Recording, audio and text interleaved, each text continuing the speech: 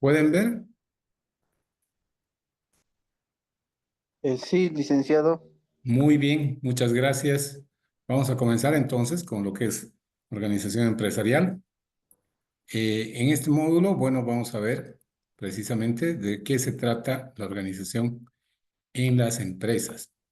Y vamos a ver en esta primera parte qué es el sistema empresa y las organizaciones, su diseño y los manuales administrativos. Bien. La administración, como ya sabemos, es un proceso, ¿no? Que nos va a permitir diseñar y mantener un entorno en el que trabajando en grupos, justamente las personas que conforman una empresa, vamos a poder organizar las tareas, las actividades para lograr efectivamente y eficientemente los objetivos que tenemos en una organización. Entonces, la administración ya sabemos, ¿no? Hay un proceso administrativo y la administración justamente es coordinar estas actividades de trabajo y eh, para que se realicen todas las tareas de manera eficiente y eficaz, ¿no? Por medio de las personas y medios que tengamos en la empresa para poder alcanzar los objetivos. Bueno, la tarea administrativa justamente consiste en este proceso de administrativo que va desde la planificación o planeación hasta la dirección. Y no tenemos que dejar de lado algo muy importante que es la integración del personal.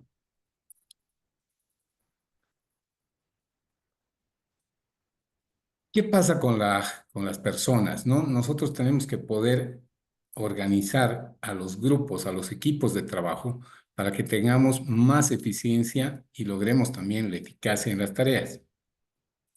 Así que en este cuadro, como pueden ver, tenemos esta matriz y vamos a poder definir estas situaciones, ¿no? Para el alcance de objetivos podemos ser eficaces y eficientes, pero cuando nosotros utilizamos los recursos de manera indiscriminada, o sea, cuando no cuidamos nuestros recursos, ya no vamos a ser eficientes. O cuando nosotros vamos a tener objetivos que no logramos alcanzar, tampoco vamos a ser eficaces, ¿no? Entonces, esto es muy importante. La persona eficaz va a poder conseguir los resultados de forma satisfactoria, pero independientemente del uso de recursos.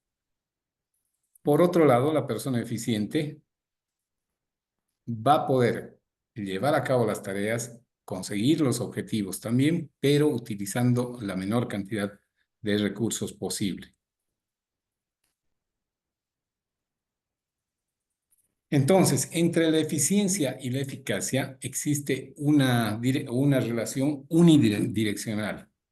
Una persona eficiente es al mismo tiempo eficaz, pero por el otro lado vamos a tener una situación de no poder alcanzar los objetivos y desperdiciar los recursos sin poder alcanzar las metas.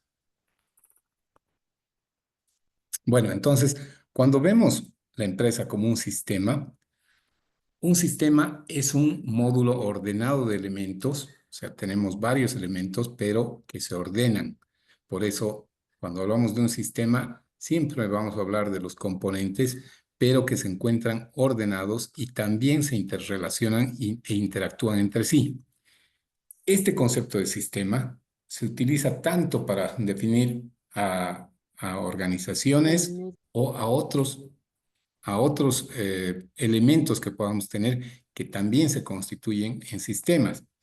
Y ahí, como ustedes bien saben, cuando hablamos de un sistema de computación, ahí tenemos dos elementos muy importantes, que es la parte física. Para nosotros conocemos esto como el hardware, y tenemos la parte lógica, que es la que funciona en los sistemas, que es justamente el software, ¿no? Lo que hace que los procesos funcionen correctamente. Entonces, ¿qué tipos de sistemas tenemos? Tenemos sistemas abiertos y sistemas cerrados. Un sistema abierto normalmente interactúa con su medio ambiente. En consecuencia, un sistema cerrado no lo va a hacer.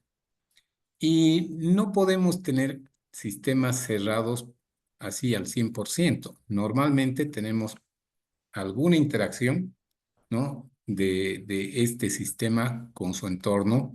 Entonces, no necesariamente hay sistemas que son totalmente cerrados, pero esta es una clasificación muy general. Cuando hablamos de que es un sistema abierto, hay una interacción con el entorno, con el medio ambiente, pero por otro lado, un sistema cerrado no va a tener esa situación. Y como ejemplo, ¿no? Acá tenemos una fábrica de automóviles que es un sistema mucho más abierto que un monasterio o una cárcel. Entonces, efectivamente, como les decía, no hay ese sistema cerrado, pero muy que no interactúa con el medio ambiente. Si bien las personas que están dentro de estas instituciones, como pueden ser, o de estos espacios, como pueden ser un monasterio o una cárcel, las personas no van a interactuar necesariamente con el entorno, pero sí, igual hay proveedores, igual hay visitas, igual hay esa interacción que aunque sea muy limitada, pues no iría en consecuencia a ese concepto que tendríamos como un sistema cerrado. En resumen, podríamos decir que la mayor parte de los sistemas que conocemos son abiertos. ¿Por qué? Porque hay una interacción con el entorno. Y el medio ambiente o el entorno es todo lo que rodea a las organizaciones y que va a ejercer cierta influencia en ellas a través de personas, a través de elementos físicos, como pueden ser productos, como pueden ser servicios también. Entonces, lo que rodea a las organizaciones, y ahí podemos ver también que hay un medio ambiente, ¿no? Hay esos fenómenos naturales que pueden afectar de cierta forma el funcionamiento de las organizaciones. Si hablamos de un campo donde vamos a sembrar y cosechar algún producto, cuando hay algún fenómeno adverso, un fenómeno climatológico adverso, vamos a tener problema en el funcionamiento o problemas en el funcionamiento de ese sistema. Y por eso hay que tener ciertas consideraciones cuando hablamos de la interacción con el medio ambiente. Y bueno, cuando vemos los ambientes o los tipos de ambientes que influyen en las organizaciones y vemos el ambiente externo y el ambiente interno, el ambiente externo, desde luego, va a estar fuera de la organización. Es todo lo que está más allá de los límites de la organización.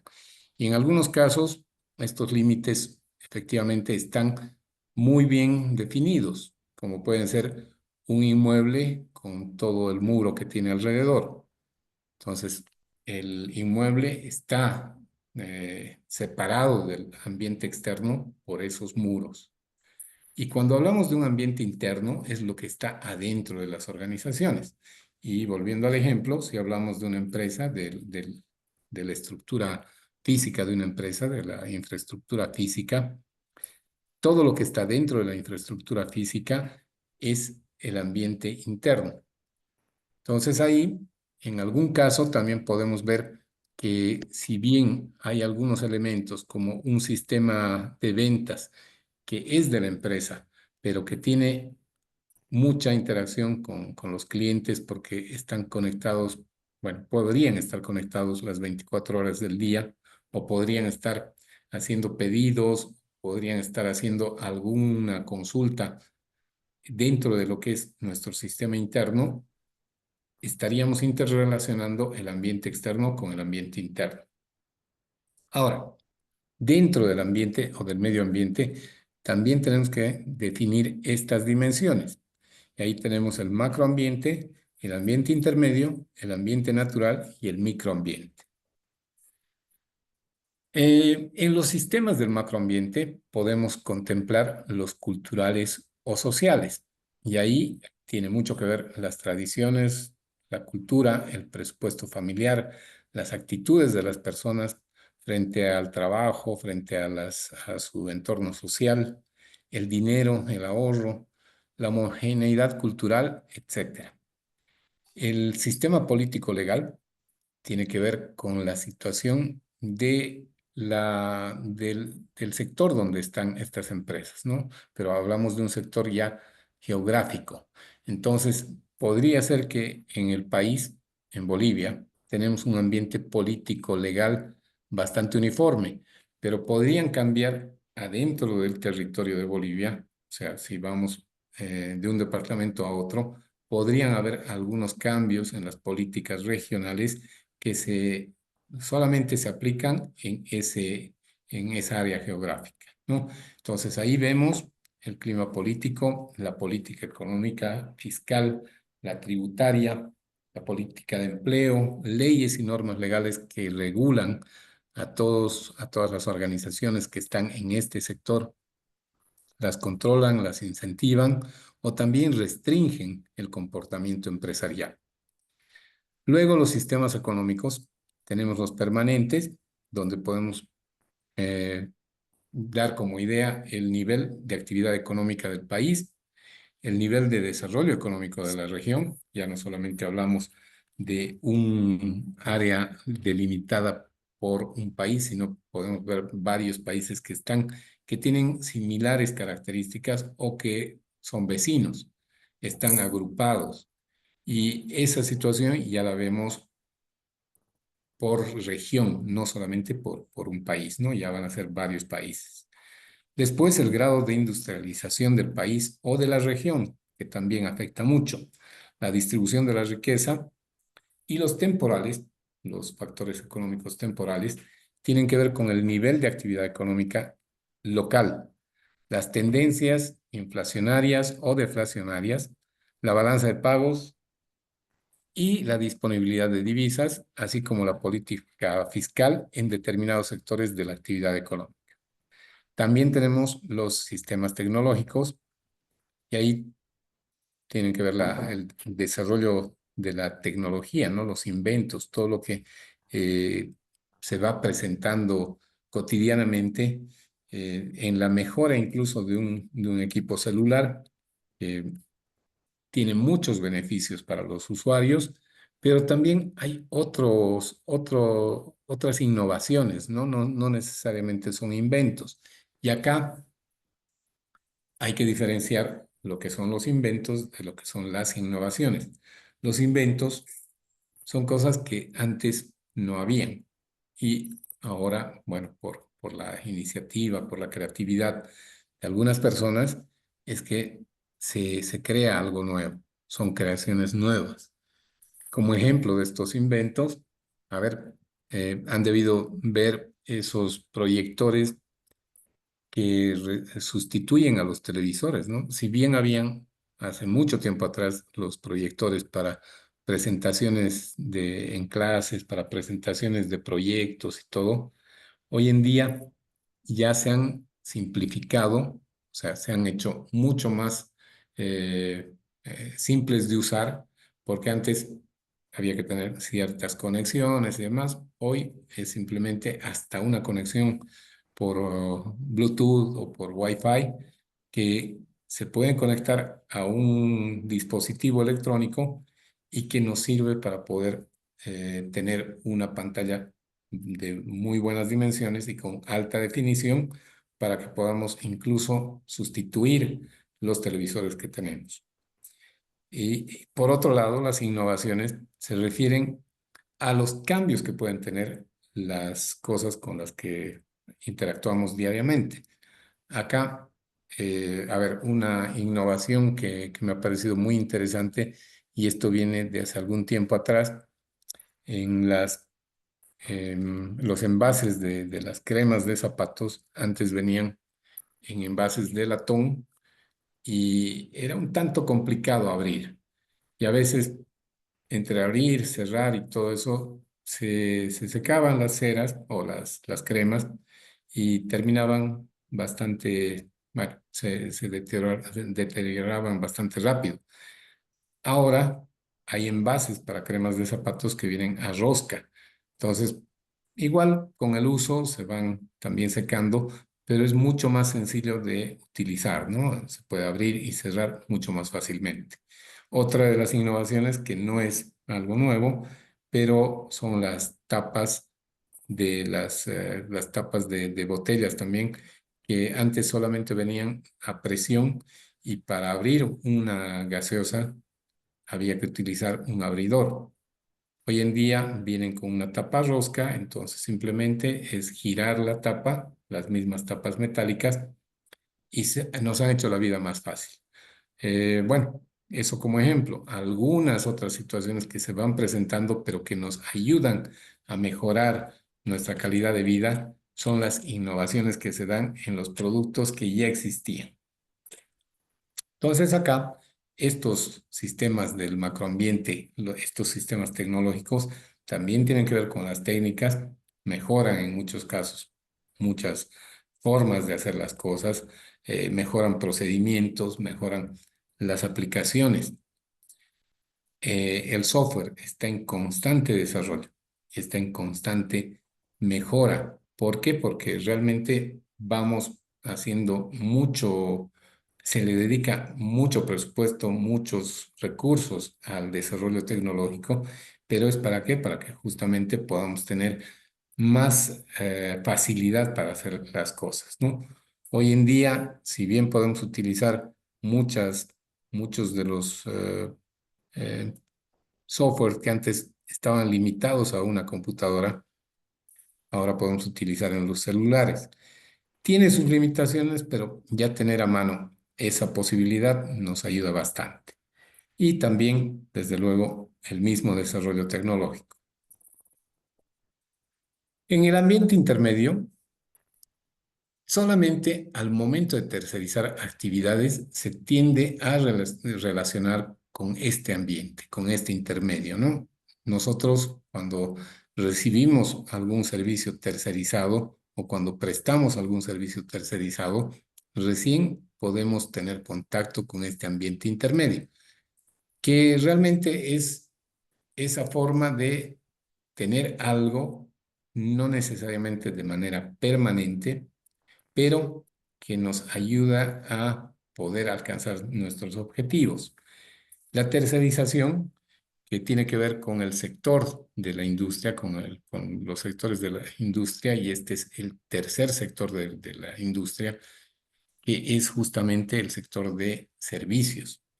La tercerización nos permite tener personal por tiempos determinados, como les decía, no necesariamente tienen que ser permanentes, que nos presten un servicio y se cumple el servicio y después ya podamos estar con los objetivos que teníamos en cuanto a ese servicio cumplidos.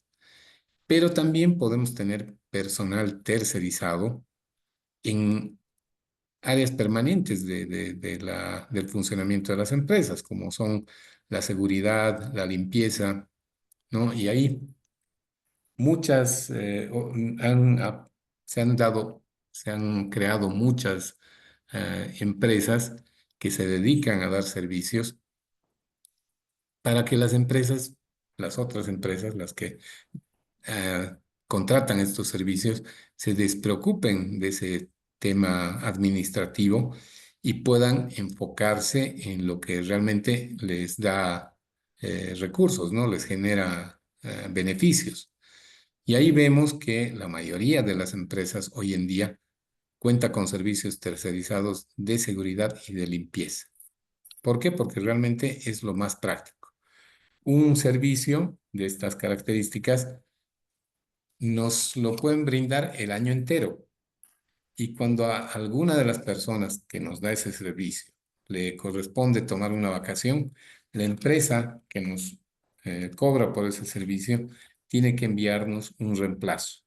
Entonces el servicio lo tenemos de forma ininterrumpida y claro, el costo para las empresas podría estar por encima de lo que es contratar a una persona como dependiente directa, pero el beneficio a largo plazo es mucho más. O sea, ahí sí las empresas ven la conveniencia de tomar estos servicios, ¿no? Porque por un lado están, ya les mencionaba, las vacaciones. Todos los trabajadores tenemos derecho a tomar una vacación anual después de que se cumple un año de trabajo. Al principio son 15 días, pero llegan con la antigüedad a ser 30 días, ¿no? 30 días hábiles de vacación. Y eso se vuelve una carga bastante pesada para las empresas, pero no pueden dejar de contratar personal que tiene que ver con el giro de estas empresas, ¿no? Si hablamos de una universidad, el personal que no puede faltar son los docentes y los administrativos. Entonces, son personas especializadas tanto en el área de docencia como en el área administrativa que hacen que las universidades generen beneficios. Entonces, ahí el negocio de una universidad o de una institución educativa, desde luego, es prestar servicios educativos de calidad. Y también la calidad hace que la competencia gire en torno a eso, ¿no? No es tanto que por economía uno elija una institución por otra, sino también por la calidad educativa que nos pueden demostrar. Y mientras más calidad haya en una empresa, en el producto de una empresa, va a tener más preferencia por el público. Bien, entonces, los sistemas del ambiente intermedio tienen que ver con la comercialización, la distribución física. Han debido ver tal vez ya en muchas empresas de gaseosas o de las embotelladoras de cerveza, productoras también, no tienen distribución propia y ya la distribución la tercerizan, contratan, bueno, en algún caso personas independientes que dispongan de un vehículo y que puedan hacer ese servicio. Y las empresas productoras les pagan por el servicio. No tienen que pagarles sueldo, no tienen que estar pensando en beneficios sociales para esas personas. ¿Por qué? Porque están contratándolas como prestadoras de servicios. La comercialización también. Hay muchas empresas que tercerizan esa parte de la actividad empresarial y no necesariamente es con personas, ¿no? Sino ah, tomando páginas o algún soporte tecnológico que tiene un costo, pero que ayuda a que las empresas puedan vender mejor sus productos. Entonces ya ese también es un servicio que muchas empresas toman para mejorar sus ventas y para optimizar sus costos. En cuanto a lo competitivo, pues desde luego, mientras más fortalezas tenga una empresa, como pueden ser un mayor sistema de comercialización, porque no solamente cuenta con personas, con vendedores, sino también cuenta con sistemas, apoyo tecnológico para hacer la comercialización. Las tiendas en línea, si bien pueden ser propias, pero nos la puede estar eh, prestando o nos puede estar dando el servicio a alguna otra empresa especializada en estas tiendas virtuales. Y nos gestiona almacenes, nos gestiona las mismas compras. ¿Para qué? Para que, bueno, también ahí podamos potenciar las ventas y desde luego ser más competitivos. Bueno, para los suministros, las comunicaciones y servicios en sí también tienen que ver con el servicio intermedio. Los servicios que más resaltan acá son los servicios de comunicación. Y ahí está la comunicación celular o la comunicación móvil y desde luego la conexión a la Internet, que eso es un servicio también que nos prestan muchos distribuidores en Bolivia y en el mundo que nos ayudan a que podamos trabajar de forma más eficiente y que podamos tener esa conexión permanente con nuestras actividades comerciales. El ambiente natural tiene que ver con las condiciones climatológicas y de el sector donde nosotros vamos a desempeñar nuestras actividades. Entonces, el medio ambiente, si vemos a nuestro país desde arriba, identificamos las tres zonas, ¿no? Los llanos, los valles y el altiplano. En cada una de estas, en cada uno de estos sectores hay eh, situaciones que pueden ser comunes, pero que varían de acuerdo a incluso la estación del año. Si bien, hablando de los llanos, si bien es un clima cálido la mayor parte del año, igual en algunas ocasiones cuando hay eh, cambios climáticos, bueno, que le llamamos que volcó el sur y todo eso, identificamos más fácilmente de esa forma.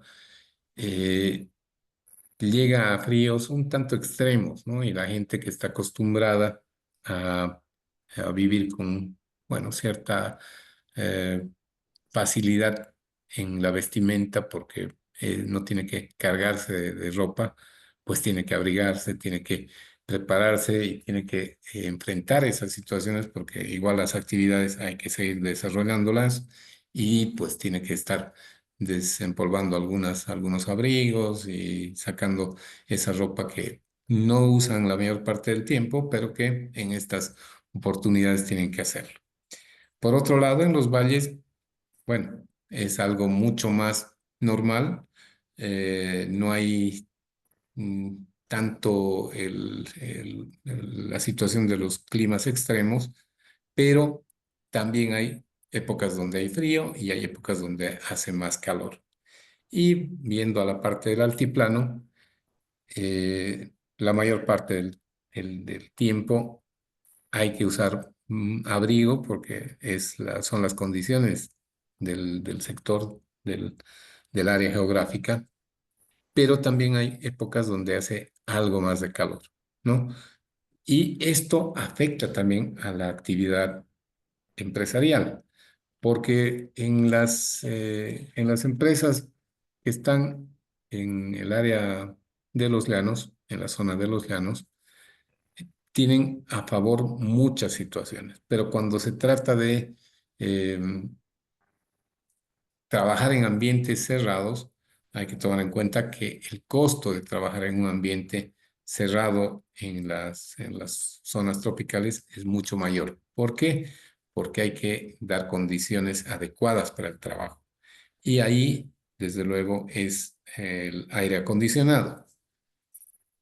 Si vemos la zona altiplánica, donde también debería o gastarse más en servicios, porque deberían tener la mayor parte de los ambientes una calefacción, aunque no la tengan, pues Ya, afecta, ¿no? En el trabajo, en cómo nos desarrollamos en el trabajo.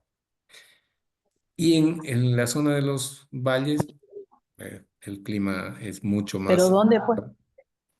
Sus micrófonos, por favor. Mm, Es mucho más y agradable. para mi rubro nomás, mami, ahora te quieren pagar Sus como auxiliar micrófonos, contable. por favor. Piden que sea un licenciado, que tenga experiencia, que no sé qué, así he estado mirando los efectos. Quieren pagar nomás como si fuera un auxiliar contable, ya no están pagando como contador.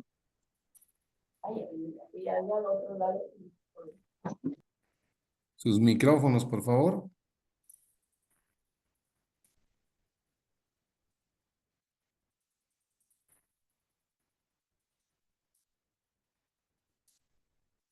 Lice, mil disculpas, lo silencié sin querer al silenciar a los participantes con el micrófono abierto.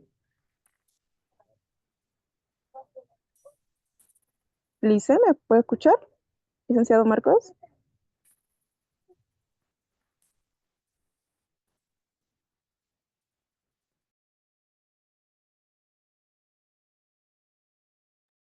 Perdón. Sí, efectivamente estaba con el micrófono apagado. Bueno, continuamos.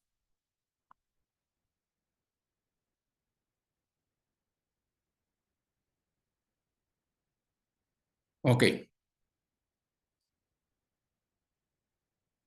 Entonces, hablábamos de justamente el medio ambiente que nos rodea y veíamos que las condiciones ambientales también afectan al trabajo, ¿no? Y en los sectores donde hay clima cálido, pues el trabajo nos va a costar un poco más porque tenemos que darles condiciones a las personas y para eso vamos a utilizar aire acondicionado. Si bien en el altiplano no se ve mucho que las empresas dispongan de calefacción, la gente se tiene que abrigar un poco más y tiene que tomar ciertas precauciones para justamente no tener problemas de salud. Pero esto nos va a afectar y tenemos que ver bien si las actividades que vamos a desarrollar son mejor prestarlas donde nos encontramos eh, normalmente o si tenemos que encontrar otro lugar más adecuado o más favorable para que podamos desarrollar estas actividades. Bien, el microambiente se refiere a lo que tenemos dentro de los límites de la organización. Y este microambiente justifica la existencia de la organización. Y los sistemas que tenemos dentro del microambiente tienen que ver con el trabajo, que son los procesos, con la parte humana, que son los sistemas de personal, y con la parte de conexión. Y ahí tenemos la estructura organizacional. Entonces acá vemos en la imagen de la derecha una estructura donde hay una persona que es la que está pintada de rojo, que es la cabeza de la organización. Y esta persona tiene a tres personas que son sus subalternos inmediatos, que trabaja directamente con esas personas. Si bien esta persona está a cargo de todo el personal, pero la organización facilita que se pueda trabajar en equipos y que esos equipos tengan una sola dirección, que sería el jefe, ¿no? Las personas que están pintadas de celeste. Cada equipo tiene su jefe y los tres jefes son el equipo del gerente de la empresa. Y acá en la parte de atrás están prácticamente el personal operativo, ¿no? Los que trabajan en equipo para un área determinada, pero interactúan normalmente con las demás personas de las organizaciones. Bueno, ¿qué es una organización? Cuando tomamos este concepto de manera literal, organización tiene diferentes eh, acepciones, ¿no? Y ahí vemos, una organización es una acción o efecto de organizar u organizarse. Y esto tiene que ver con la disposición, el arreglo, el orden.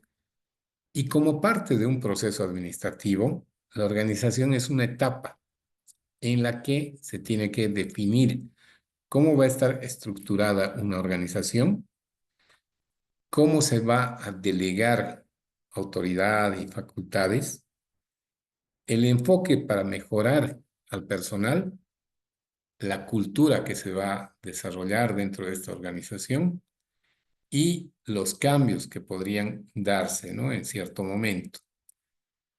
Entonces, como unidades productivas, la organización va a ser una entidad social que se orienta hacia la consecución de metas u objetivos y tiene una base en un sistema coordinado y estructurado que está vinculado con el entorno.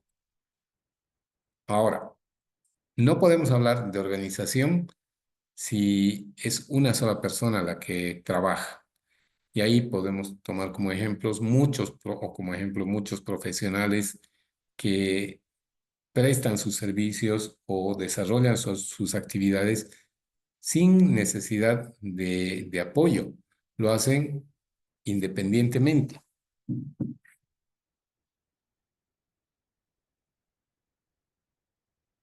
Pero eso no significa que no haya una organización en su trabajo, pero una sola persona no conforma una organización. O sea, ahí hablamos de el mismo término, pero referido a dos cosas que no son tan diferentes, ¿no? Organización como estructura tiene que ver con un grupo de personas. Para que haya organización, tiene que haber más de una persona. Entonces, si hay una empresa con dos o más personas, recién podemos decir que es una organización. Pero si es una sola persona que presta un servicio, como les decía, puede ser un profesional, no podemos decir que esa persona es una organización. Necesita igual sus procesos, procedimientos, pero no va a tener una estructura en su negocio. Podría tener definidos sus procesos y podría tenerlos muy bien estructurados, pero no va a tener una estructura organizacional. Bien, entonces para Ricardi, la organización es una combinación voluntaria de hombres que utilizan los medios dirigida a un fin y caracterizada por la existencia de un esquema de relaciones entre estos elementos. Acá vemos nuevamente que la organización es una combinación de personas que usan los medios y estos medios pueden ser medios económicos o medios tecnológicos, pero para que se logren los objetivos, para que se alcancen estas metas. Y tiene que haber un esquema de relaciones entre estos elementos, ¿no? Entre estas personas, entre los medios. Tiene que haber una disposición bueno, el término que se utiliza normalmente es el layout, que es la disposición de las cosas que tenemos en un espacio. Y esa disposición tiene que ser lo más adecuada para hacer fluido el trabajo, ¿no? Para que justamente podamos desarrollar las actividades sin tener, bueno, algunos inconvenientes, como puede ser espacios muy reducidos o mucha gente trabajando en algún sector y en otro sector no tener, o sea, una distribución que no sea correcta, ¿no? Y bueno, viendo ya la definición de Serilli, la organización puede entenderse como la combinación de los medios humanos y materiales disponibles. O sea, hablamos de medios humanos y medios materiales que estén disponibles en función a la consecución de un fin. También hablamos acá de alcanzar objetivos según un esquema preciso.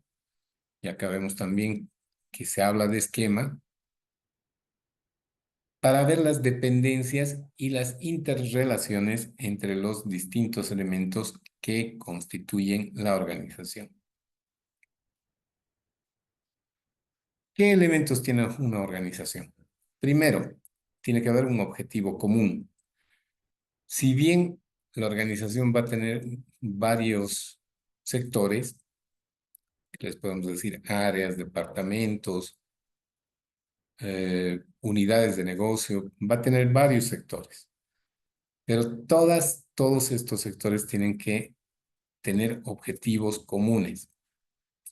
Uno de los objetivos de las empresas, cuando hablamos de empresas, vamos o sea, siempre vamos a entender que son del sector privado, ¿ya? Porque las empresas van a buscar siempre lucro económico. En cambio, las organizaciones no necesariamente, o sea, las empresas, todas las empresas son organizaciones, pero no todas las organizaciones son empresas. Entonces, hay organizaciones que no buscan el lucro, lo que buscan es un beneficio social, otro tipo de objetivos, ¿no? Mejorar la calidad de vida de un segmento de la población, mejorar las condiciones que van a favorecer tal vez tránsito de un lugar a otro por un determinado sector, eh, el que se mejore la educación en sectores alejados. Son objetivos de las organizaciones que no tienen beneficios económicos. Lo que van a tener son un impacto social favorable. Cuando hablamos de beneficiar a una población, si tenemos un proyecto de agua potable para la zona sur en Cochabamba, resulta que hay con el crecimiento poblacional y el crecimiento de las ciudades, a veces hay sectores urbanizados que no tienen los servicios básicos. Y esto ocurre en todo lado, ¿no? Hay asentamientos de personas que, por un lado, pueden estar con el objetivo de una vivienda propia, pero esto hace que las personas a veces tengan que vivir en condiciones un tanto desagradables, no cómodas, pero para lograr su objetivo. Y cuando hay estos asentamientos, si bien están en condiciones que no son favorables, un proyecto de agua potable les va a subir su nivel de vida, ¿no? Van a mejorar su calidad de vida. Y ese tipo de proyectos, desde luego, no tienen un objetivo de lucro, de beneficio económico, pero tienen un objetivo de mejora en la calidad de vida de las personas. Bueno, entonces, volviendo a las empresas, uno de los objetivos comunes en todas las empresas es obtener ganancias, ¿no? Que los socios o los dueños tengan una utilidad por la inversión que han hecho, por el, la empresa, el emprendimiento que han logrado poner a favor de la sociedad, a favor de algunos grupos que sí se ven beneficiados por los productos que tiene esa empresa. No necesariamente tienen que ser productos físicos, pero el objetivo común de las áreas que conforman esta organización va a ser el beneficio económico. Después, pueden tener como objetivo común el posicionamiento de la marca. Si pensamos que eso es solamente un objetivo del área de marketing o del departamento de marketing, estamos equivocados, ¿no? Ese es un objetivo común a todas las áreas, para todas las áreas de una empresa. ¿Por qué? Porque posicionamiento de marca no solamente significa que tiene que haber una campaña de publicidad o de medios donde se va a ver nuestra imagen, la imagen de la empresa, haciendo referencia a un producto o eh, auspiciando tal vez alguna actividad, sino tiene que ver con que las personas que trabajan, todas las personas que trabajan en una organización, estén identificadas con esta organización. Y para eso también están los uniformes, ¿no? Cuando en una empresa se utiliza un uniforme donde hay un distintivo, se ve la marca de la imagen de la empresa, entonces uno va desde su casa hasta el trabajo y desde el trabajo a su casa mostrando la marca de la empresa. Y eso es también aportar al posicionamiento, porque la gente que nos ve le puede llamar la atención tal vez los colores de nuestro uniforme, tal vez el diseño, pero ¿qué va a ser lo que más le llame la atención? Ver qué marca, qué nombre tenemos en nuestra ropa. Y Seguramente ustedes han visto a muchas personas que van a trabajar llevando un uniforme que normalmente no lo llevarían, pero que porque están identificados con su trabajo y además porque son algunas normas que tienen las empresas, tienen que usar esa vestimenta. Y si son colores vivos, pues está bien. Esos colores vivos llaman la atención, pero lo que van a fijarse es a qué empresa corresponde ese uniforme. Y bueno, también han debido ver que las empresas no es que quieran parecerse unas a otras, y ahí buscan diferenciarse. Si hablamos de los bancos, si bien en los bancos la mayor parte de las personas van a ir a trabajar con traje y corbata, y en el caso de las señoritas, pues con una blusa elegante, los colores varían. Hay colores que son comunes, ¿no? Como el blanco o el celeste, pero hay algunos bancos que tienen distintivos verdes o rojos. Entonces, eso llama la atención y eso también favorece al posicionamiento de la marca. Ese es otro objetivo común para todas las áreas de la empresa. Entonces, ahí ya tenemos dos ejemplos, pero en las organizaciones, si bien hay objetivos que cada área o cada departamento persigue, hay objetivos que son comunes y que a los que vamos a aportar todos los integrantes de una organización. Bueno, otro de los elementos de la organización es que son conjuntos de hombres y medios. Entonces, si no tenemos personas en una organización, no hay organización. Y si no les damos a esas personas los medios para poder alcanzar los objetivos, tampoco vamos a hablar de una organización. No hay organización. Les podemos pedir a un grupo de personas que vendan, no sé, 1000 helados. Es lo que produce la empresa y es el objetivo de venta. Pero ¿cómo van a vender a estas personas 1000 helados si no tienen dónde llevar los helados? Entonces, no les damos los medios, no podemos pretender que se cumplan los objetivos. Incluso cuando se contratan, ¿no?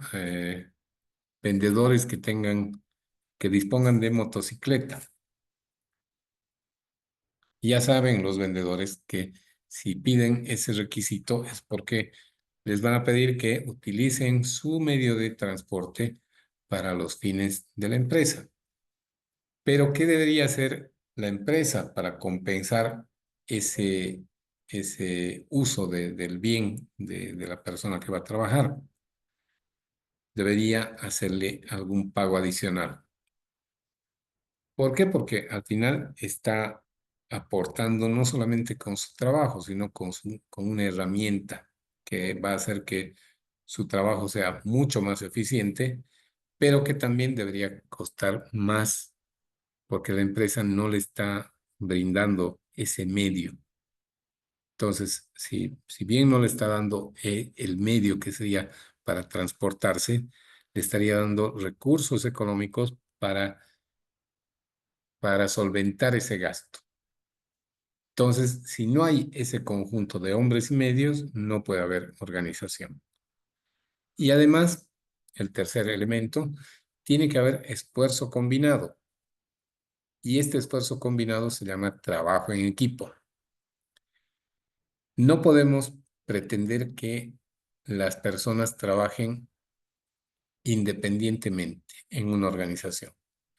Y lo que hay que más bien desarrollar es el funcionamiento de los equipos.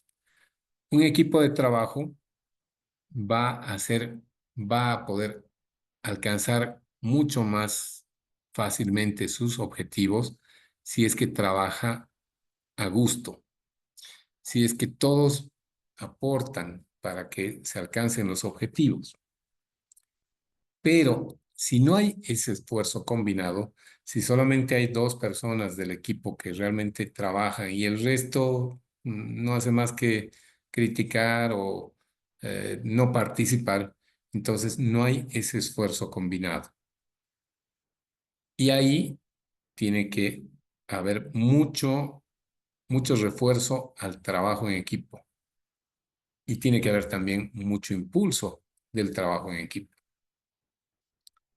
Desde la cabeza hasta la última, el último nivel de las personas dentro de una organización, tienen que trabajar en equipo.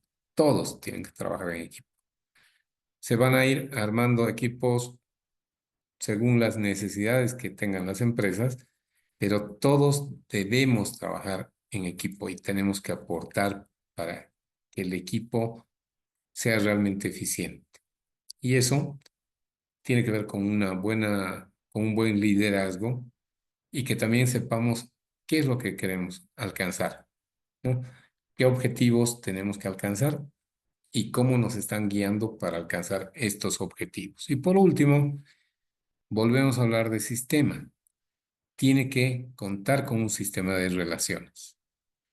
Y si vemos acá en la imagen de la derecha, esas flechas que unen a algunas personas, nos está indicando que hay relaciones, ¿no?, entre estas personas y los objetivos que tiene la empresa.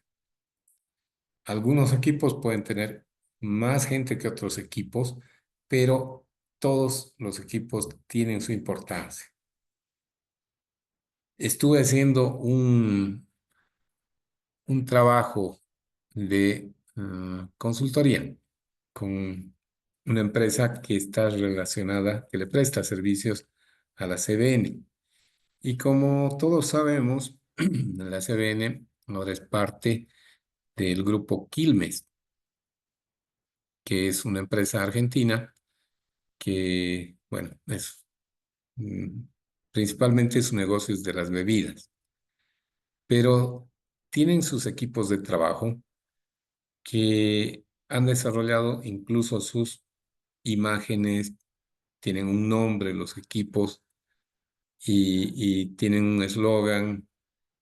Entonces, ese tipo de actividades hacen que la gente se sienta perteneciente a ese equipo, hacen que la gente quiera aportar a su equipo. ¿Por qué? Porque motivan a que justamente generen una imagen del equipo, generen incluso una mascota del equipo.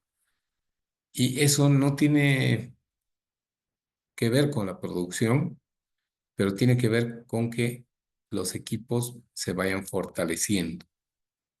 Y bueno, en algunas actividades incluso tienen sus distintivos, ¿no? Pueden tener alguna prenda que es de su grupo, con el nombre del grupo, con la mascota del grupo, pero que los hace sentir parte de un equipo principalmente, pero parte de una empresa que motiva al trabajo en equipo. Y bueno, estas relaciones tienen que ver con eso, ¿no? Con que tengamos el objetivo o varios objetivos comunes, que tengamos tanto personas como medios para poder funcionar, que el esfuerzo sea combinado y que las relaciones nos vayan a ayudar en el desarrollo tanto de la empresa como de las personas también. Pero así combinadito con agua. Sí, o sea, pues leche Ok, de- casi ya no tomo dulce, no tomamos muy su dulce con la micrófono, casa. por favor. Pero eso sí, Gracias. bien nacido tiene que estar la limonada. Le llevo para la pelada de ese limón ahí. Su micrófono, por Porque favor. ahí no ve arriba del baño hay un limonero. Si no le gusta, pues al Lucho que saquemos de ahí. ¿Para qué sacan casa de ustedes? Eso es robar también. Va, me llevo de la oficina mejor, así que cuando tengo de lo exprimo y ya. Ahí los pobres limones pudriéndose están solitos. Bien, sí, digo. La participante Daniela Luciri, por favor, apagar el micrófono. Gracias, Natalie. Bien, continuamos. ¿Cómo ha sido el desarrollo de la organización empresarial? Bueno, los sistemas económicos antes de la revolución industrial tenían que ver con organizaciones, pero en una etapa muy básica, ¿no? Y ahí hablamos de las tribus, como ejemplo, donde eran organizaciones o grupos de personas que su principal objetivo era sobrevivir, ¿no? Era tener protección, hacer fuerza como grupo para defenderse y para actuar cuando hay algún ataque. Luego también se desarrolló la iglesia. La religión ha dado lugar a mucho desarrollo en las ciencias y también en la teoría, ¿no? La religión es una estructura también milenaria, o la iglesia, pero que ha tenido sus lados un tanto complicados porque hay oposición, ¿no? En algunas situaciones entre las creencias y la ciencia. Eh, bueno, conversaba con una persona hace algún tiempo atrás que eh, me decía, yo no puedo aceptar la evolución porque yo estoy totalmente claro con que Dios ha creado todo. Y claro, no es un tema de discusión, pero no se puede, eh, no se puede tratar de, o sea, tapar los ojos nadie ante la ciencia, ¿no? Si está totalmente, a ver, si está respaldado, si se ha hecho tanta investigación para que podamos tener evidencias de lo que ha sido la evolución, y no solamente hablando del hombre, ¿no? Sino de todo lo que ha ocurrido durante millones de años. Eh, el universo nació de una explosión y todo, pero después han pasado millones de años para que podamos tener hoy en día eh, lo que vivimos, ¿no? Este entorno con personas que somos prácticamente iguales como seres humanos, pero tenemos plantas, tenemos animales, vivimos en un mundo que parece que somos los únicos, pero no creo, ¿no? Bueno, ahí también, si bien hay mucha investigación, muchos estudios, tampoco se ha podido determinar si hay vida fuera del planeta. Bueno, pero la iglesia ha dado lugar a eso, ¿no? A que muchas personas se dediquen a desarrollar ciencia, muchos miembros de la iglesia, y también a desarrollar tecnología. Y van a ver que muchos de los textos y de las materias que nosotros llevamos han tenido su base teórica o dentro de su base teórica autores que han sido religiosos. ¿Y esto por qué? Porque realmente la iglesia ha permitido que estas personas que han vivido o han decidido vivir en esta actividad con Dios, dedicada a Dios, han tenido tiempo como para poder dedicarse a esta investigación, al desarrollo de la ciencia, al desarrollo del conocimiento, que les ha sido, o sea, que nos está sirviendo a toda la humanidad. Y bueno, desde luego han habido muchos descubrimientos, mucha ciencia también que la misma iglesia ha ocultado. ¿Por qué? Porque iba en contra de las creencias de la época. Bueno, entonces, la tribu por un lado, la iglesia por otro lado, el Estado. Cuando hablamos del Estado, hablamos de un territorio que tiene personas dentro de ese territorio y tiene normas de conducta, ¿no?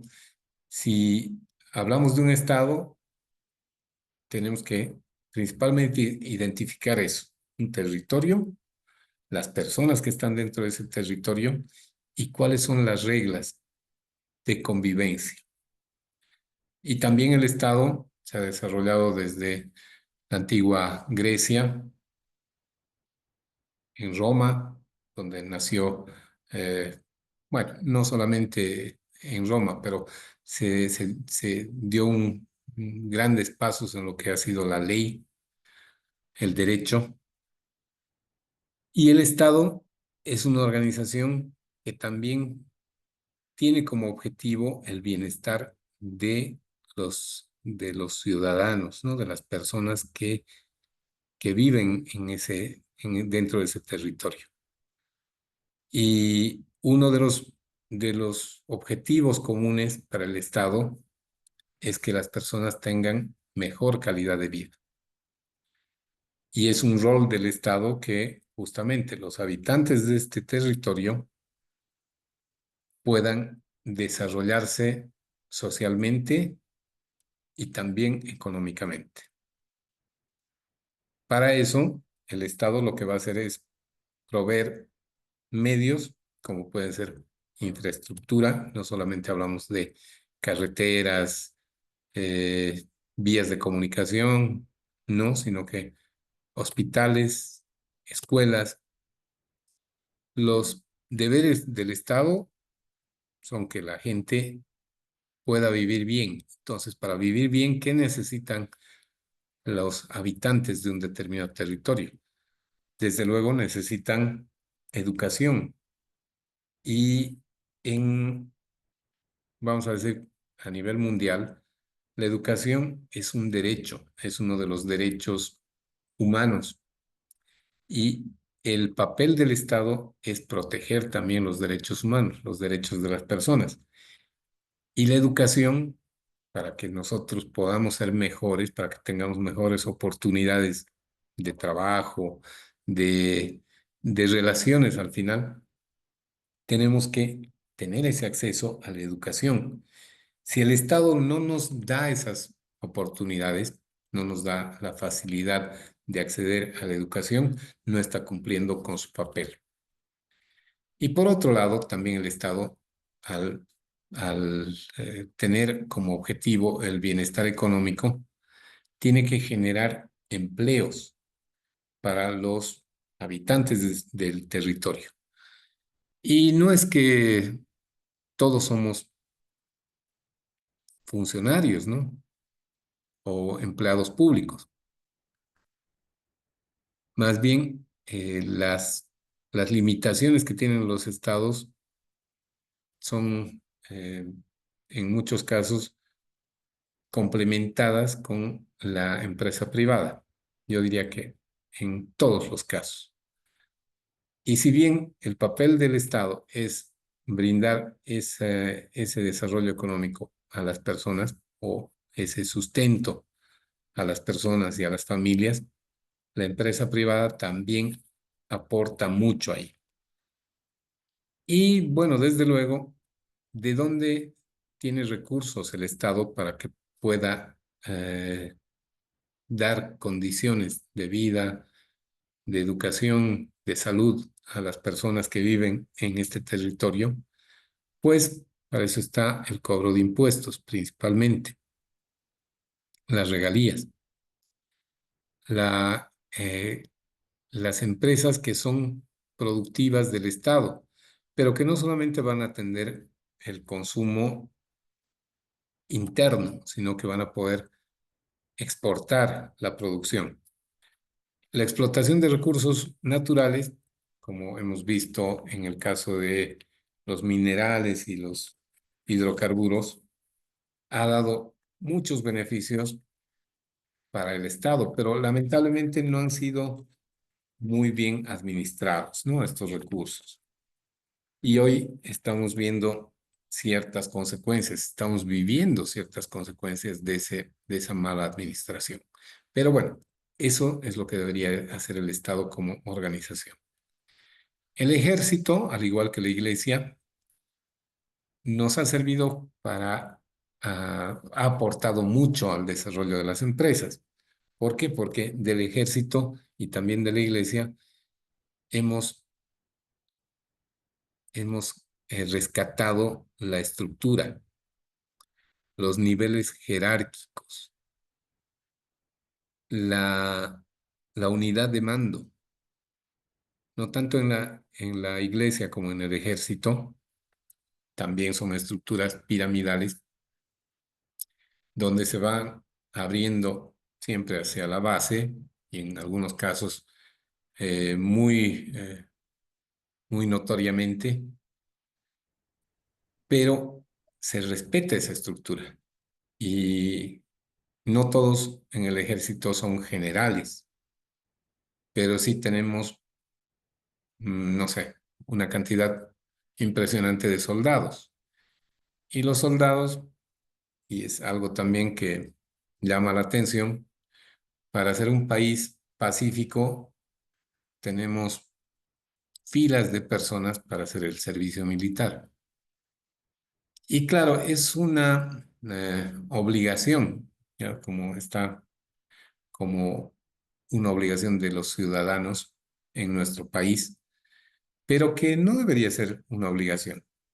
¿Por qué? Porque no somos una amenaza bélica para nadie y no creo que lo podamos alcanzar a hacer en ningún momento.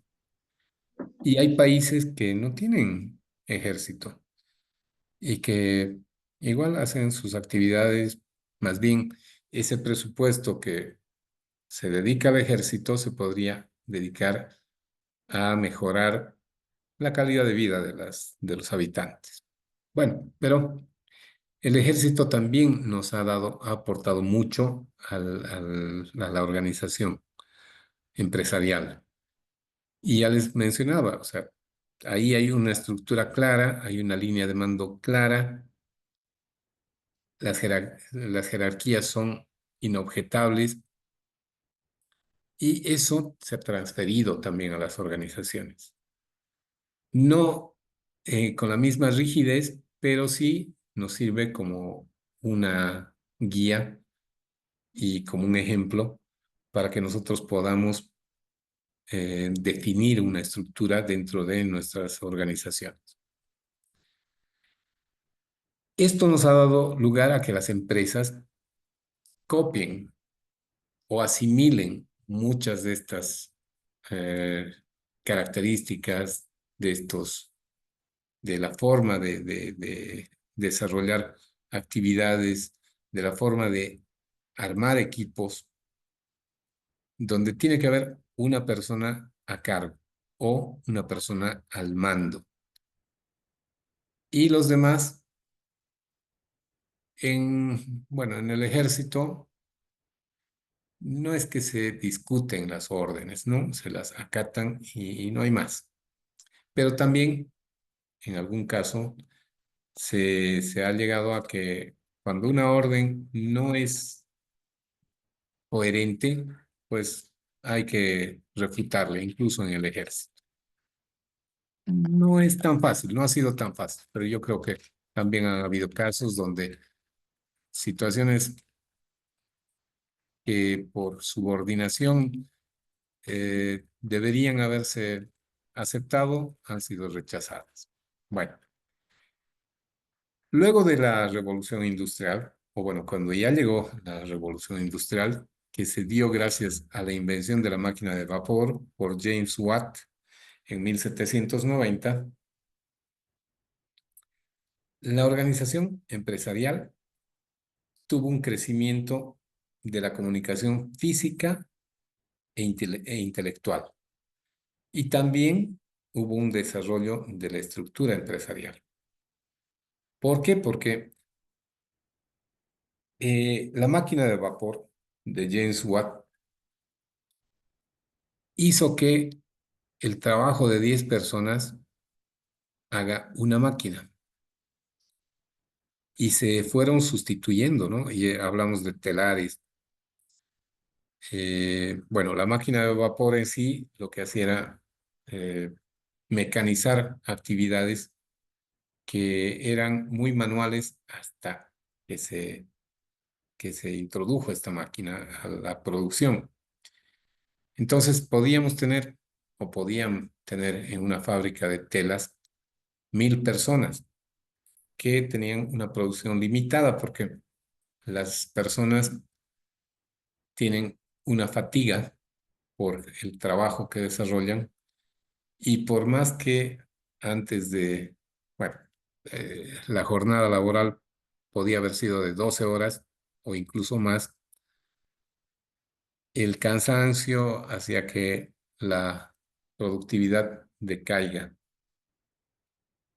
Cuando ya se introdujo la máquina de vapor, una máquina que sustituía a 10 personas podía trabajar 24 horas al día. Y claro, no era necesario que una persona esté haciendo el seguimiento al trabajo de la máquina las 24 horas, sino que tenía que estar ahí en el turno que le corresponde o que le correspondía para ver que la máquina esté funcionando adecuadamente y que la producción esté bien. Claro que no funcionaban las 24 horas al día, ¿no? Pero sí podía la máquina tener la misma calidad de producción y la misma productividad o sea, sin cansancio, sin ese efecto de la fatiga.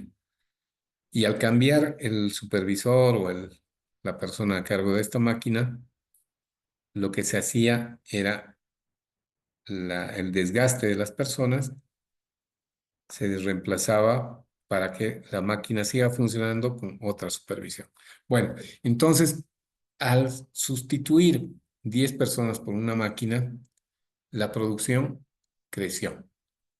O sea, se fue para arriba. Pero, ¿qué pasaba con esas 9 personas? Porque ya no era necesario tener 10 personas trabajando ahí. Era necesario o era necesaria una persona y la máquina. Entonces, ¿qué pasaba con esas otras 9 personas? Parecía una catástrofe, ¿no? A nivel del el ingreso para las familias.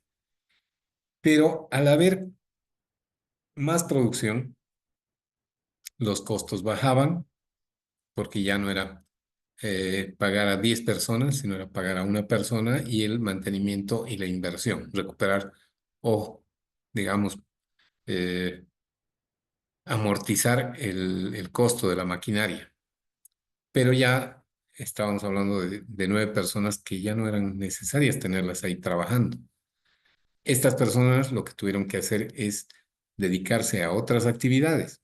Entonces la economía efectivamente mejoró para todos. ¿Por qué? Porque estas personas que se dedicaban a la actividad textil, al ser reemplazados por máquinas, tuvieron que dedicarse a otras actividades económicas. Entonces se potenció la economía.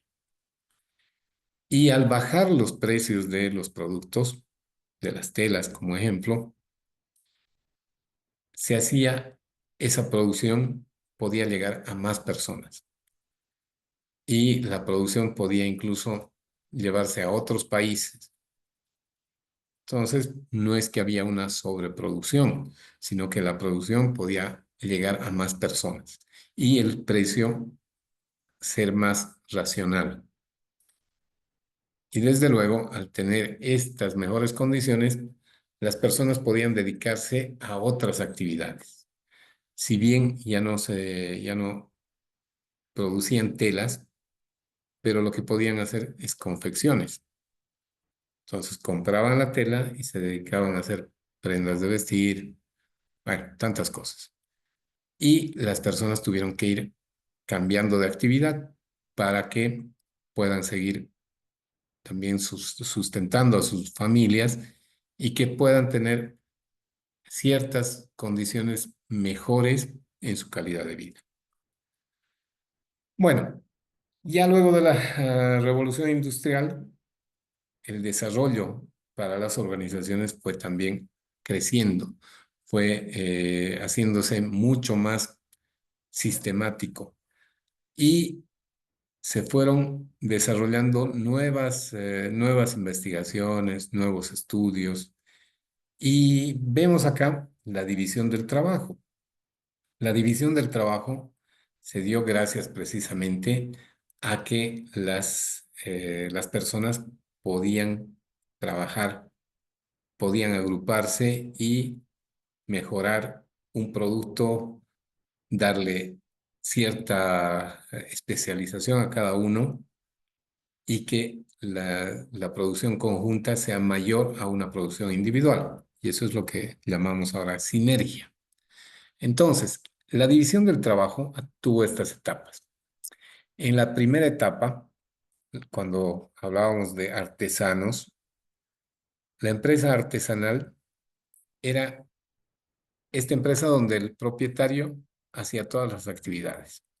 Acá es diferente, ¿no? No es que era una organización, sino hablamos de una empresa. Y una empresa es un emprendimiento. Esta empresa artesanal era una persona que hacía todas las tareas, recibía un pedido, lo trabajaba y entregaba el pedido y cobraba por su producto.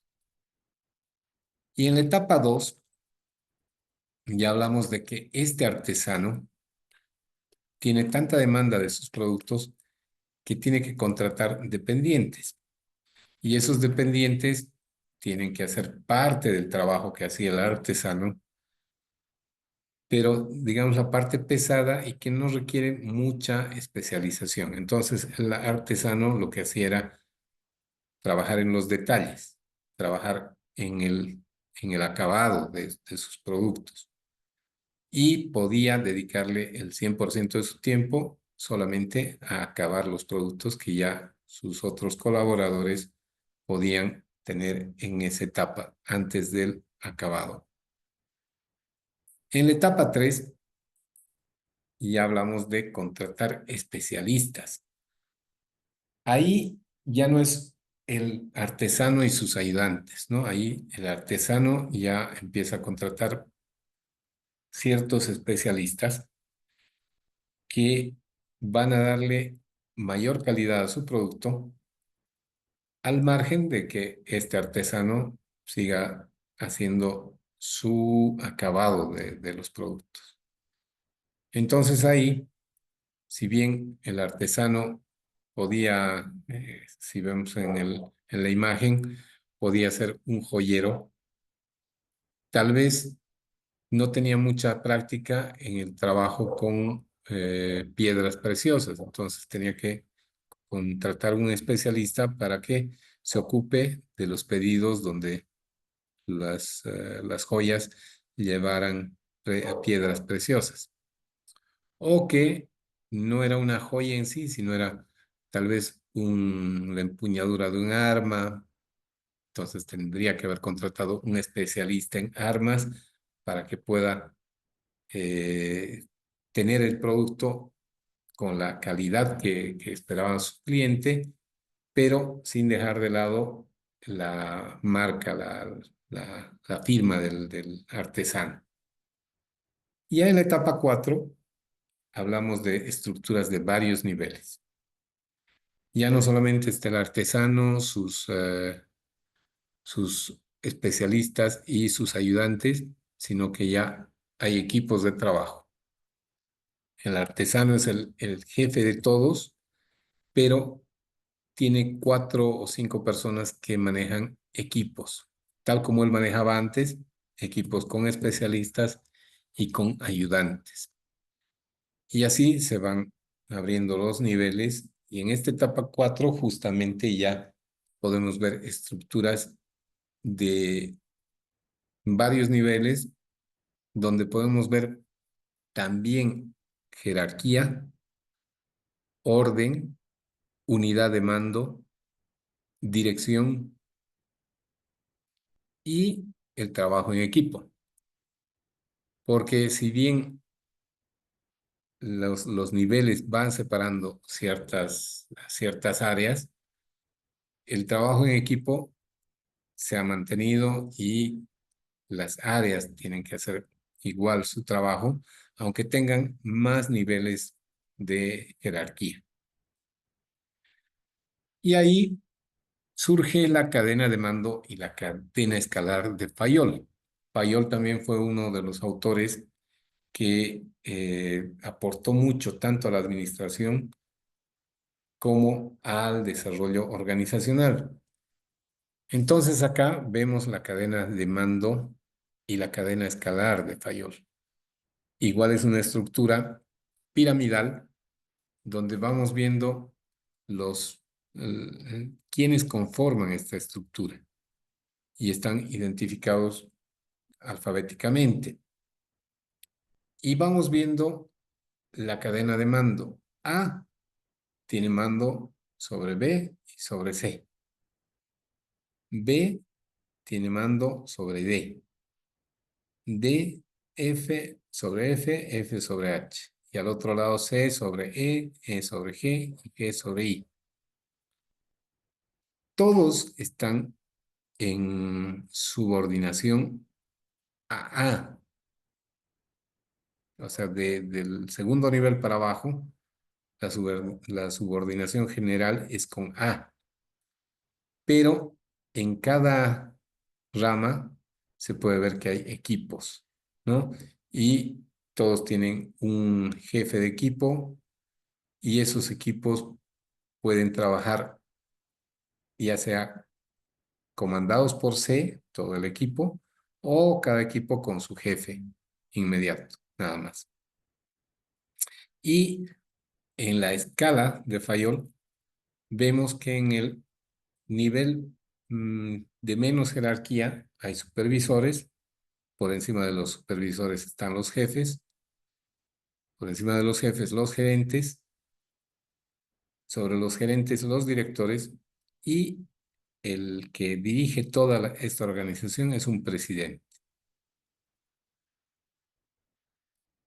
Bien, así también surgió la departamentalización. ¿Para qué? Para agrupar las actividades comunes u homogéneas y formar una unidad de organización. Entonces ya cuando surgió la departamentalización por funciones, podemos ver que un gerente general va a tener un gerente de producción, un gerente de administración y finanzas y un gerente de comercialización.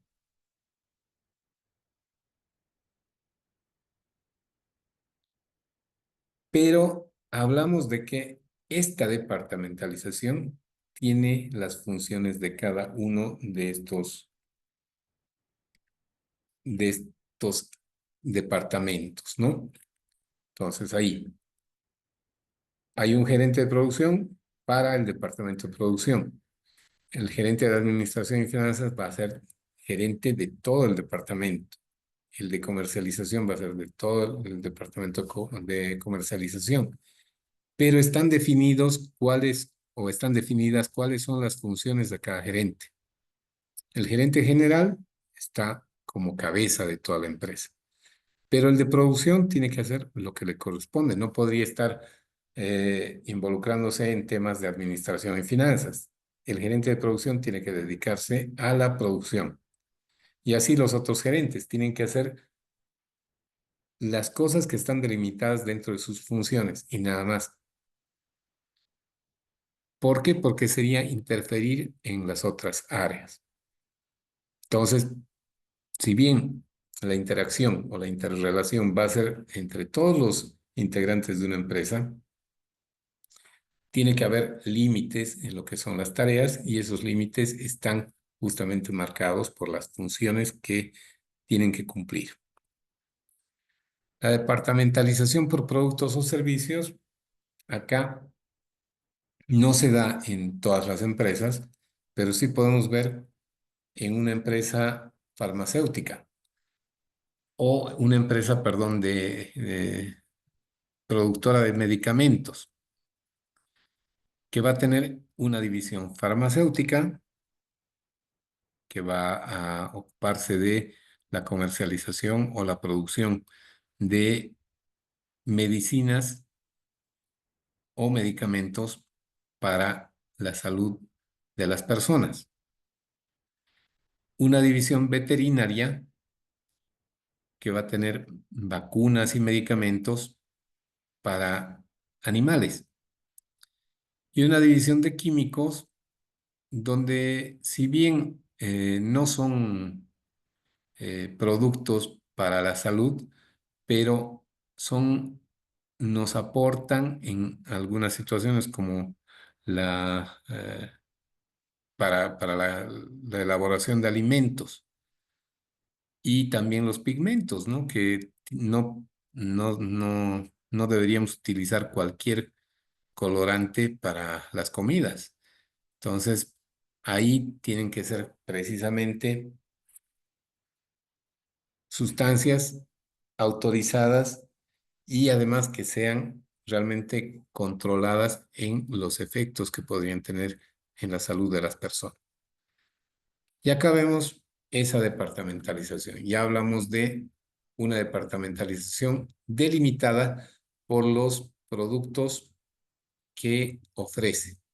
En este caso, productos, pero también puede ser por servicios.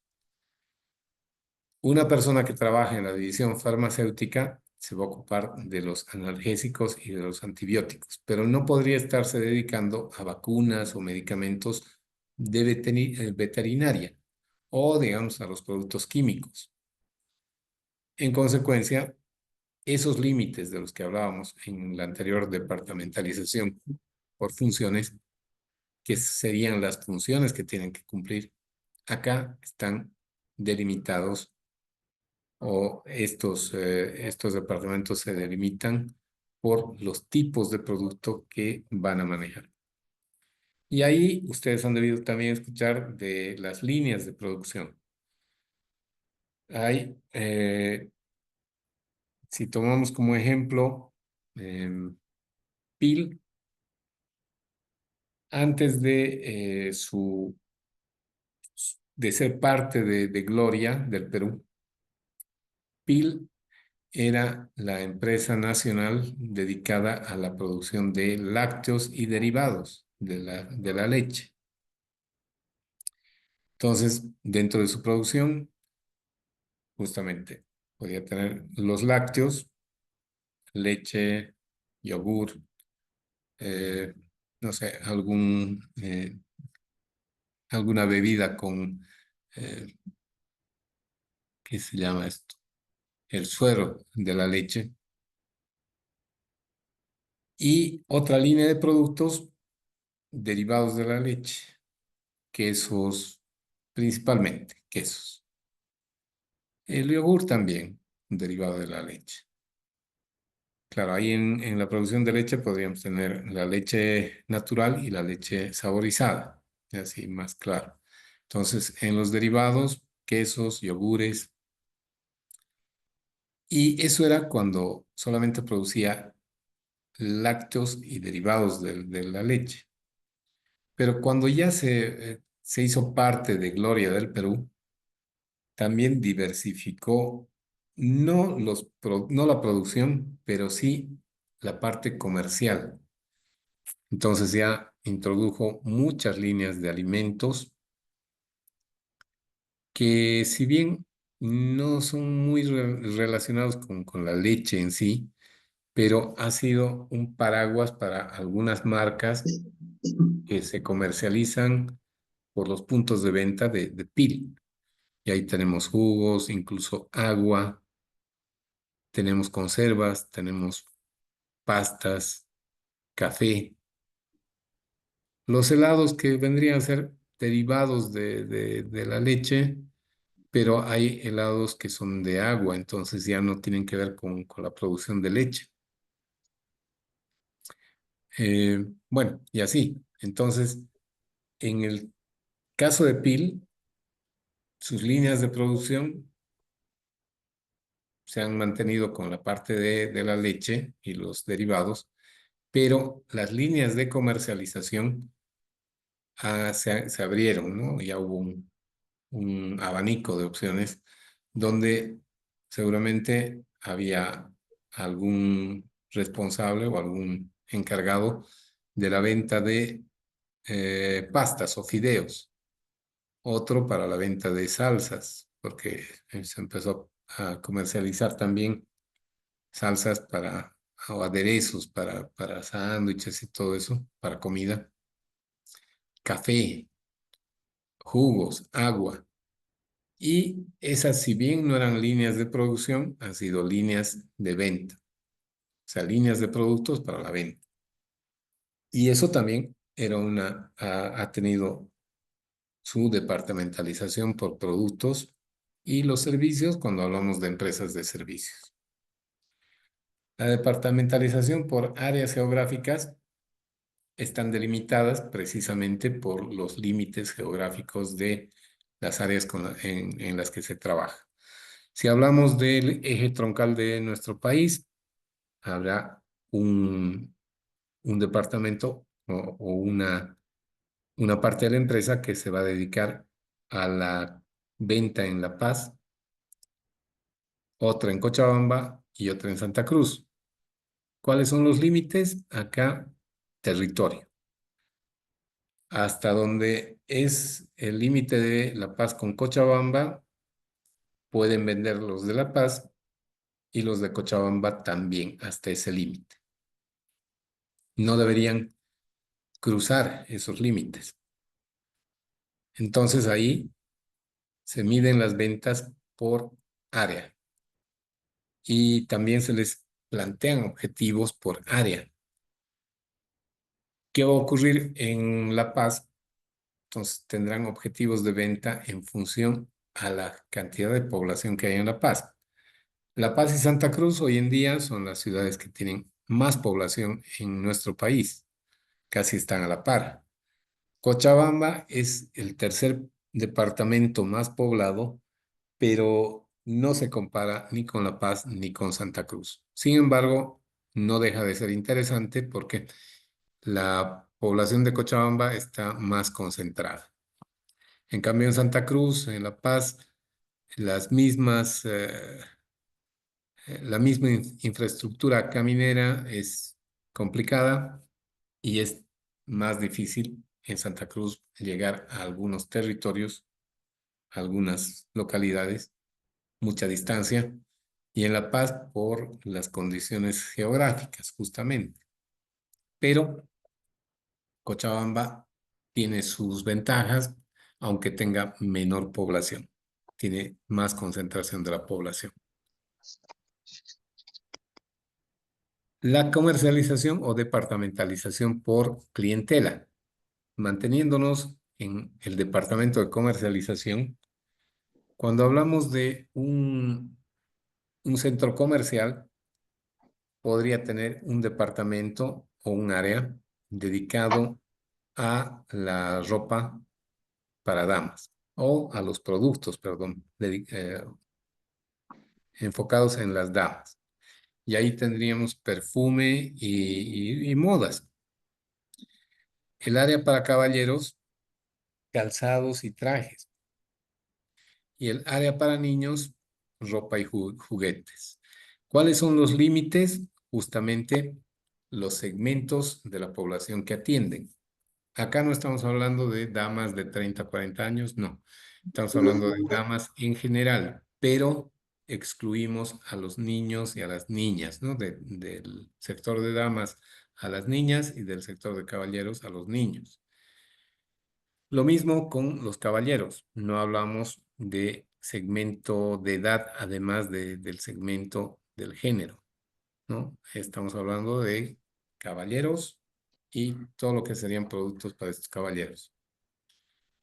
Y los niños, que son otro segmento no tan homogéneo, pese a que no está por un lado niños y por otro lado niñas, podríamos hablar de que en un mismo lugar hay productos tanto para niños como para niñas y las personas, las familias van a ir a hacer sus compras con todos los niños en un solo lugar. No habría necesidad de que se separen.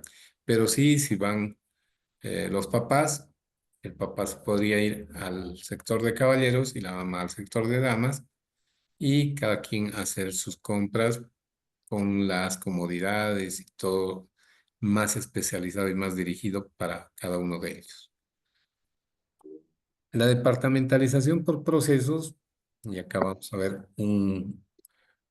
como ejemplo una empresa que produce muebles. Entonces, los procesos van desde la carpintería hasta el control de calidad.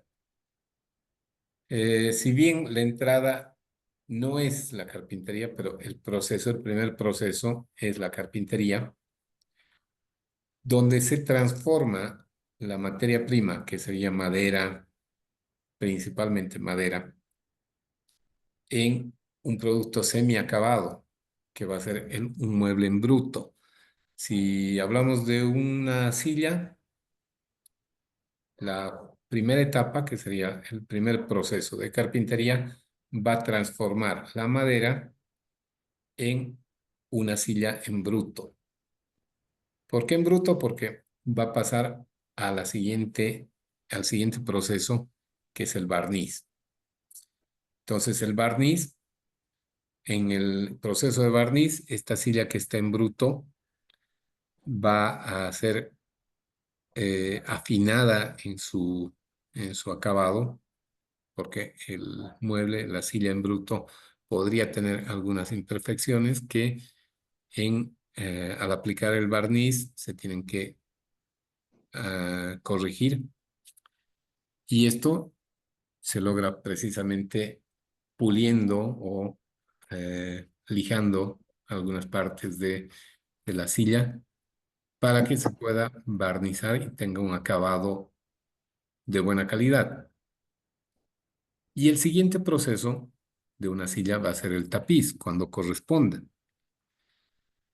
A veces, muchas personas quieren una silla tapizada, pero no quieren con un tapiz, sino quieren que esté tapizada en cuero. No es, digamos, parece medio raro que esté tapizada, pero no con tapiz, ¿no? Tapizado en cuero. Debería ser tal vez el término cubierta, pero bueno, se conoce como tapizado. Entonces, en el proceso de tapiz, cuando la silla ya está barnizada, donde en los sectores que tiene que barnizarse, porque si va a estar tapizada, no es necesario tapizar las partes que van a estar cubiertas, pero sí tiene que haber ese acabado correcto, ¿no? De que la silla en sus partes visibles esté uniforme y que tenga un buen acabado, un acabado de buen nivel. ¿Por qué no hacer Ok, primero el tapiz y luego el barniz? Porque precisamente se dañaría el tapiz.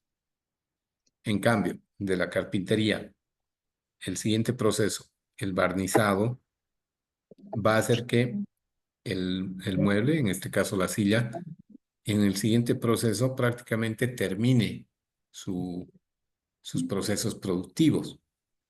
Cuando ya está con el tapiz, hay que tomar las medidas de cuidado adecuadas, una buena protección, de tal forma que cuando llegue al control de calidad se pueda apreciar el mueble terminado o el producto terminado.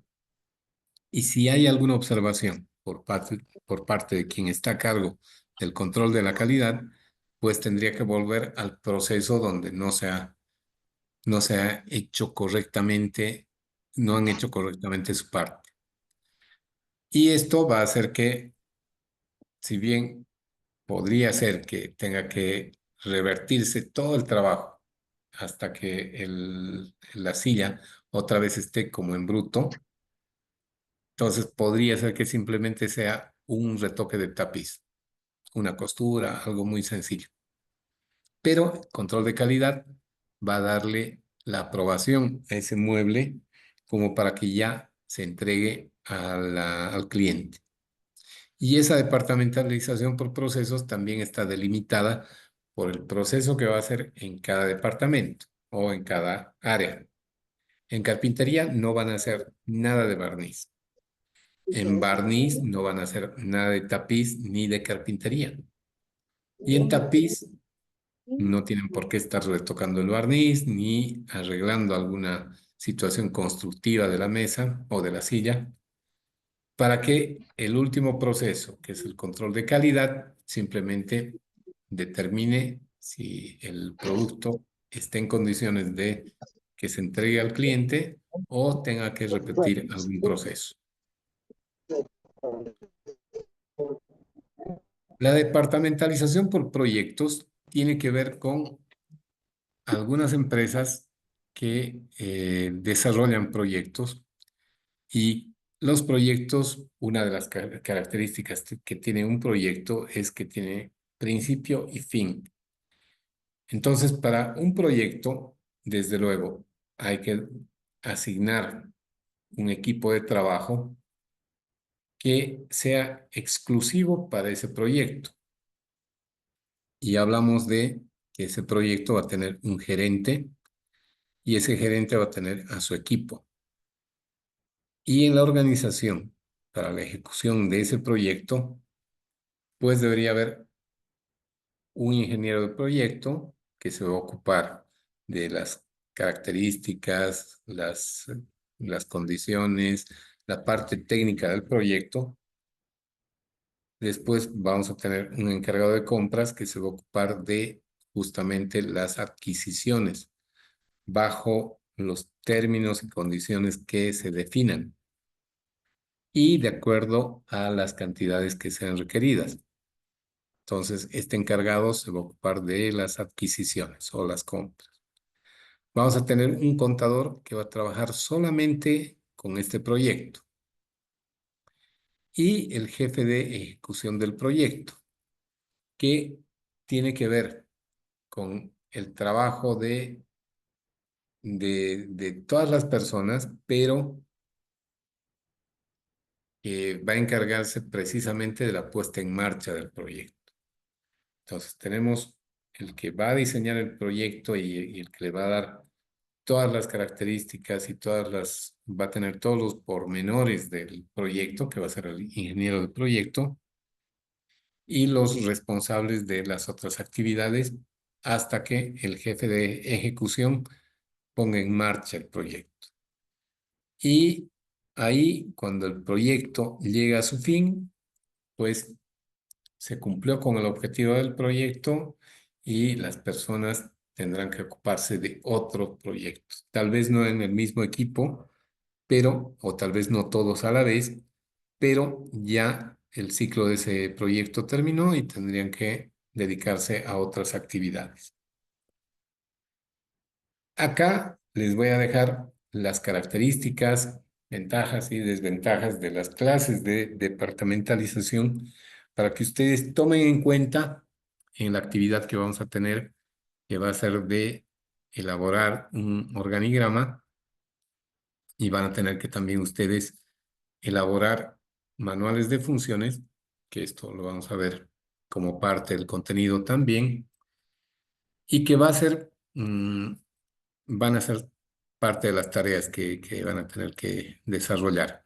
Entonces acá ustedes van a darle una lectura a este material y les va a servir para cuando ustedes elaboren su organigrama. Bueno, ahora vamos a ver algunos tipos de estructura, como la estructura matricial, donde tenemos varios gerentes y tenemos varios productos. Entonces, un gerente de producción se va a ocupar de la producción del producto A, del producto B y del producto C, pero no se va a ocupar de las ventas de estos productos. Sin embargo, el gerente de ventas también se va a ocupar de las ventas de los tres tipos de productos.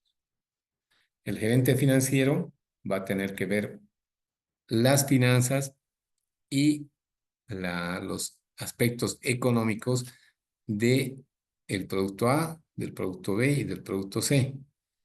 Y en este ejemplo, el gerente de talento humano va a tener que ver lo que es el talento humano o el equipo para la producción del producto A, el equipo para la producción del producto B y el equipo para la producción del producto C.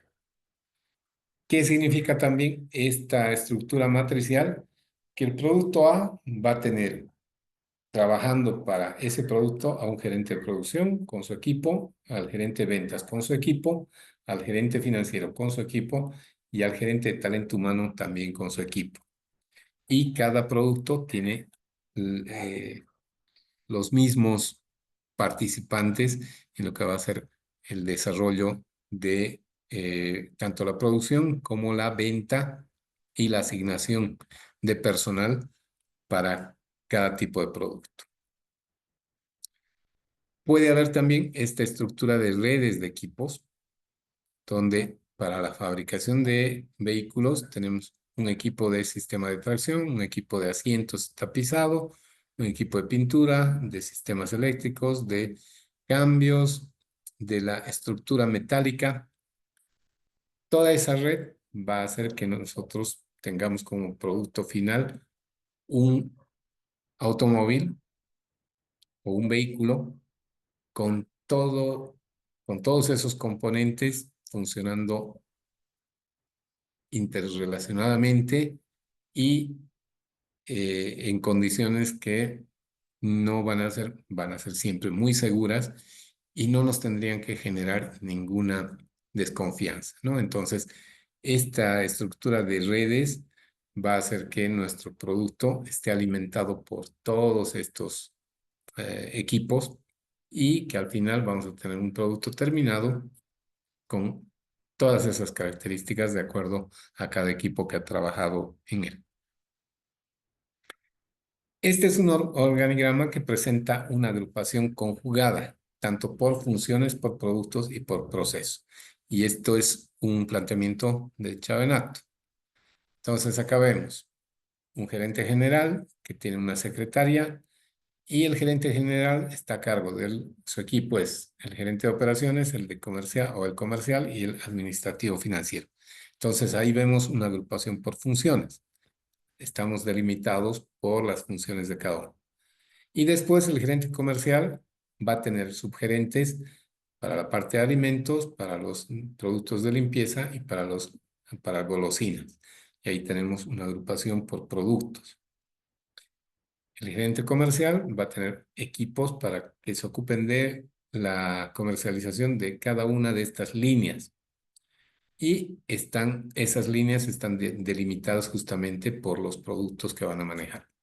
Y por último, el gerente de operaciones va a tener jefes para compras, para importaciones y para logística. Y para hacer las compras, para la materia prima, se requiere para la producción materia prima. Las importaciones, si requerimos algún producto que no encontramos en nuestro medio y que nos es más conveniente importar, vamos a tener que hacer una importación. Entonces, el jefe de compras no va a hacer importaciones y el jefe de importaciones tampoco es que va a hacer las compras locales. Y por último, el jefe de logística, que se va a ocupar precisamente de que toda la materia prima llegue hasta nuestros almacenes y de que los productos terminados lleguen al cliente final. Y esos son los procesos. Bueno, acá vamos a dejar esta primera parte porque ya se ha cumplido nuestro tiempo y mañana continuaríamos con el avance para que luego ya puedan desarrollar sus actividades. Les agradezco mucho por su atención y Natalie, cuando gustes ya puedes tomar nuevamente la asistencia.